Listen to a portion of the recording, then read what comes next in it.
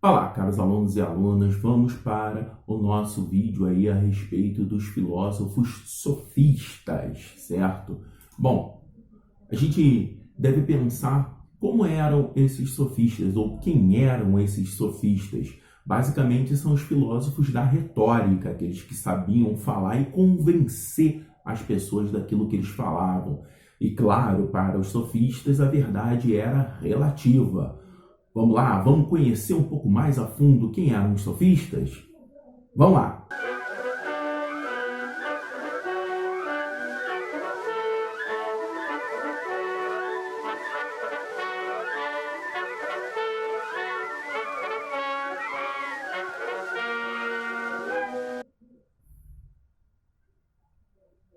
Beleza, como todas as nossas aulas de filosofia para o primeiro ano do ensino médio, a gente vai fazer essa divisão entre introdução, desenvolvimento e conclusão.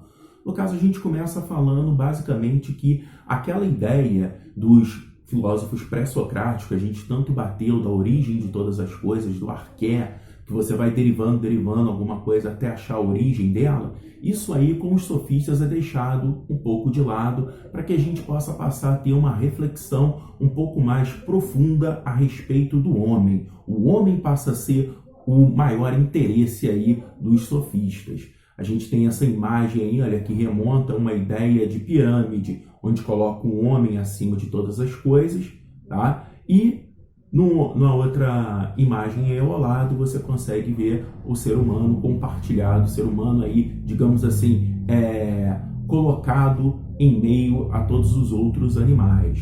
E isso remonta a uma ideia, uma justificativa de que o homem seria superior aos animais. E essa justificativa ela pode ser basicamente de duas formas muito claras e muito simples. Eu apresento a primeira forma, no qual a gente pode afirmar que cientificamente o homem é o único animal capaz de raciocinar, capaz de pensar sobre a sua própria existência. Os outros animais não têm essa condição. Ou seja, nesse sentido, o homem é superior aos demais animais. E também no âmbito religioso, porque o homem foi feito à imagem e semelhança de Deus, ou seja, o homem está acima de todos os animais. É essa reflexão sobre o homem que vai nos interessar. Um outro ponto é que os sofistas eles vão desenvolver bastante a técnica de retórica e vão também vender essa técnica de retórica para os jovens. Eles vão ensinar os jovens a participar mais ativamente da política. Então ali, olha, na imagem a gente consegue observar a participação do jovem, claro, uma imagem ilustrativa.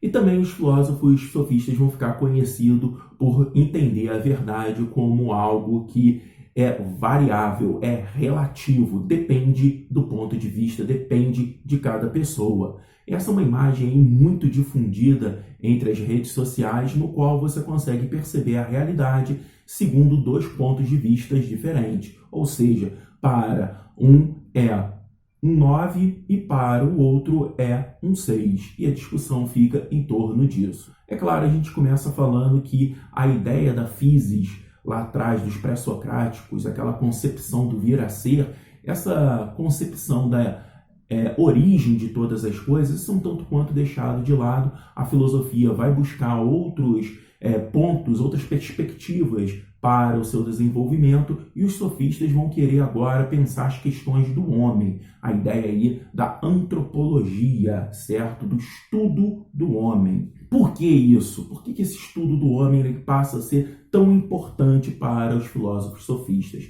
A gente está observando aí um momento histórico onde a Grécia está se desenvolvendo, as suas polis estão se desenvolvendo enormemente, e principalmente Atenas, ela vai se desenvolver através do comércio e se desenvolver num sistema político chamado democracia. A democracia na Grécia era aquela democracia direta, onde você levanta a mão e decide diretamente sobre o futuro das questões que estão sendo colocadas ali na ágora. Então, diferente da nossa ideia de democracia, no qual você elege um representante para decidir por você sobre determinada coisa, na Grécia antiga, em Atenas, você tinha a representação direta. A democracia direta. E uma democracia direta pressupõe que você tenha um entendimento daquilo que está sendo debatido para que você possa participar e também que você consiga defender aquilo que você quer, a sua tese, de modo claro, objetivo e que no final das contas você consiga, obviamente, a aprovação da sua tese. Então, nesse sentido, a retórica passa a ser algo de extrema importância para a participação política na Grécia. Uma imagem ali das ruínas gregas, só para a gente ilustrar aí do que eu estou me referindo. Os sofistas andavam aí de cidade em cidade cobrando por suas aulas, principalmente de retórica. Obviamente, a ideia é que os jovens conseguissem sustentar melhor os seus argumentos nas diversas assembleias.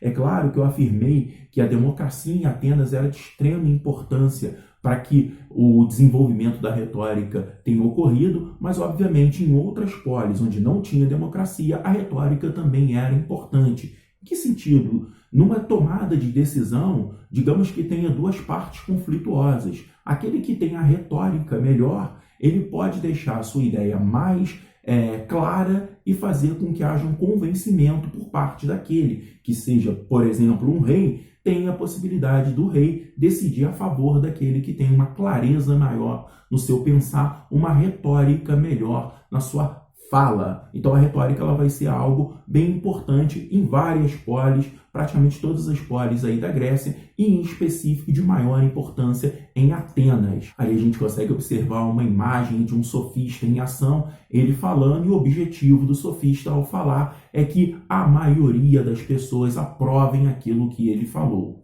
Nesse sentido, não vai importar quais eram as ideias, só importava a sustentação dos argumentos e, posteriormente, a aprovação das ideias na ágora. Nesse sentido, a gente deve observar o seguinte: se eu sou um filósofo sofista, não importa qual é a minha verdade. O que importa é como eu posso sustentar, como eu posso argumentar e convencer as pessoas sobre a minha verdade.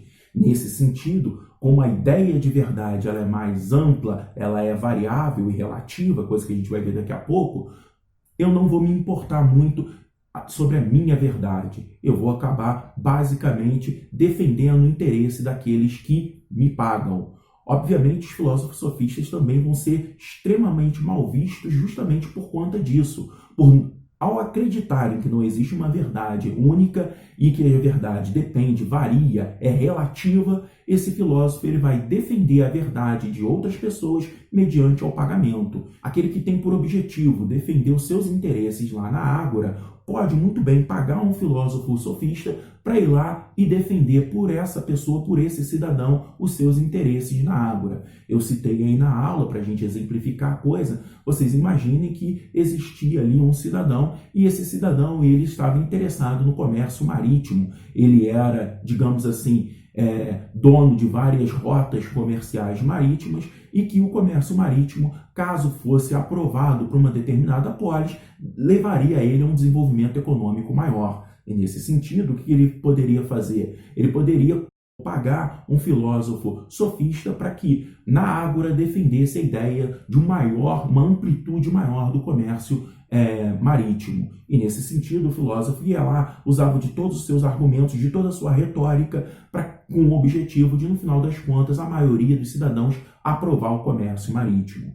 Perceba que, nessa situação, o cidadão ele vai se beneficiar da retórica do sofista. Vamos pensar, por outro lado, nesse mesmo exemplo, um cidadão que tem um ferreiro, por exemplo, que desenvolve o seu labor basicamente através de organização de carruagens. Para ele fabrica carruagem manualmente e tudo mais. E para ele, o desenvolvimento do comércio marítimo vai gerar um prejuízo. Ele vai ter uma fabricação menor de carruagens.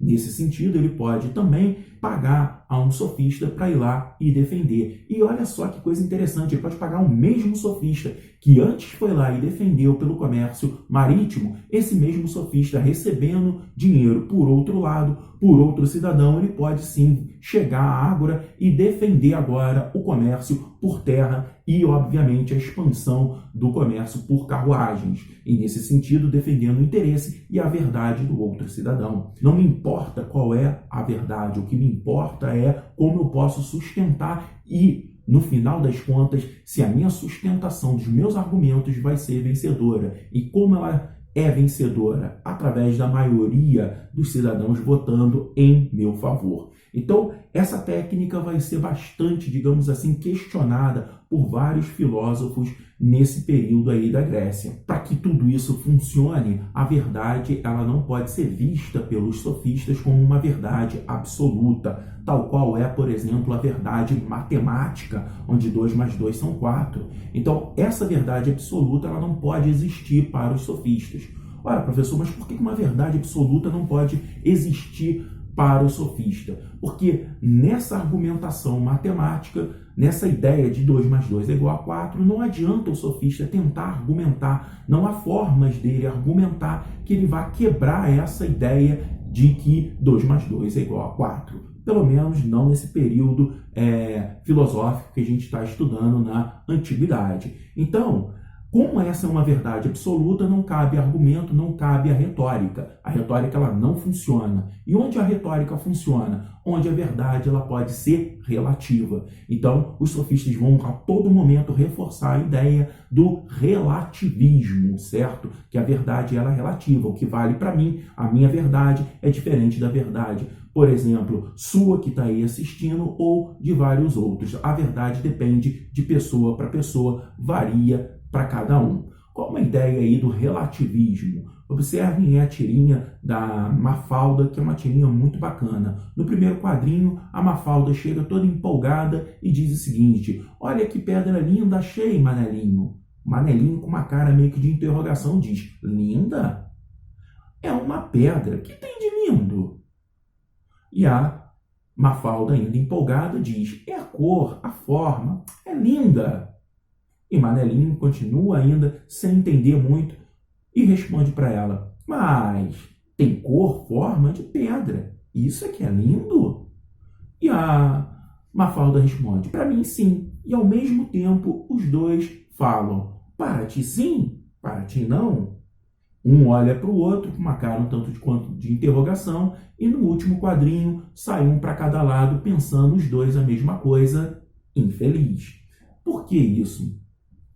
Basicamente a ideia do relativismo, a verdade diferente de um para o outro. Para a Mafalda, ela achava que alguém que não conseguisse perceber a beleza naquela pedra em específico só poderia ser infeliz. E para o Manelinho, alguém que poderia ver beleza numa pedra igual a todas as outras pedras só poderia ser infeliz. O relativismo é extremamente importante nesse ponto. E a gente deve pensar, voltar um pouquinho à ideia dos pré-socráticos e refletir, ora, qual o filósofo pré-socrático que apresentava essa ideia da verdade sendo relativa? Era o Heráclito. Ou seja, o Heráclito ele vai influenciar bastante na ideia dos sofistas. O Heráclito ele dizia que todas as coisas fluem no espaço e no tempo, e assim, obviamente, a verdade também vai fluir, porque as pessoas vão sendo mudadas ao longo do tempo. Nesse sentido, para os filósofos sofistas, eles vão encontrar uma base muito forte de sustentação de suas ideias.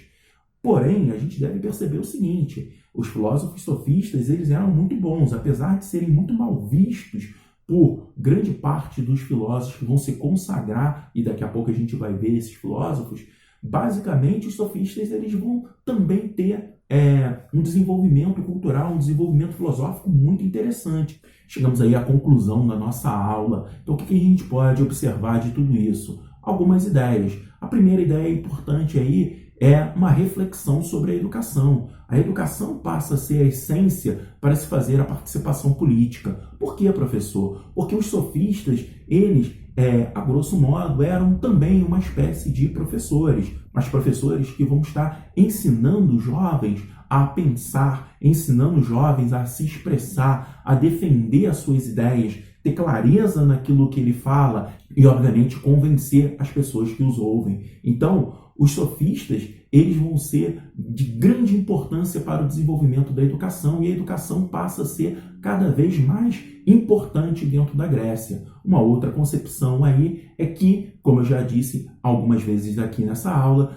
esses filósofos sofistas vão ser muito mal vistos, a ideia do relativismo da verdade vai ser muito mal vista pelos filósofos mais célebres da época antiga, Sócrates, Platão e Aristóteles. A gente vai ver no curso ainda esse bimestre grande parte das ideias de Sócrates, Platão, e para o próximo bimestre a gente vai pensar aí as ideias de Aristóteles. Agora acabou, obrigado por assistirem minha aula, espero que tenham gostado. Caso você não está inscrito aqui no canal, peço que se inscreva para você saber, ter acesso aí às aulas e vamos lá, vamos tocar em frente. Até a próxima aula.